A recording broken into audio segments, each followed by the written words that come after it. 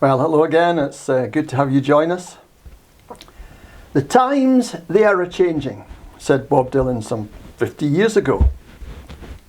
If they were changing then today the change we are experiencing is off the scale. Changing so fast that people don't know what or who to believe anymore. And so confusion rules. But how did we get here? It's not as if the scripture is not clear. Okay, so there are some difficult passages to understand, and it's not exactly easy to obey the Bible command to love your enemy, or indeed to submit to one another. But at least the message is clear.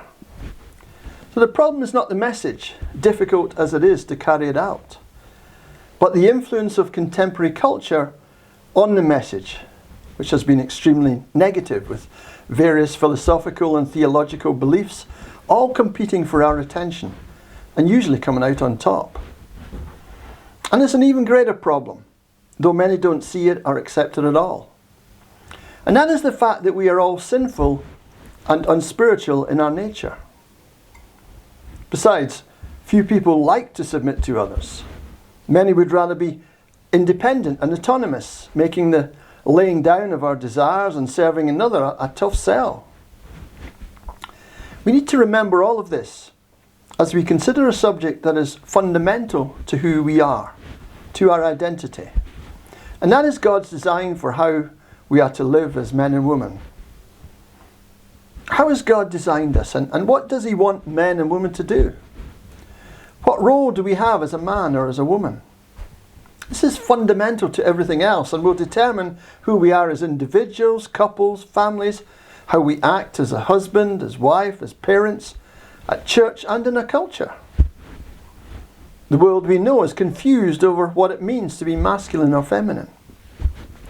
We have now in our language new words like gender fluid, transgender, as well as an increasing erosion of marital roles, of male and female identity. Marriage is very much undermined, regarded as nothing more than a convenience, and no longer necessary for having children.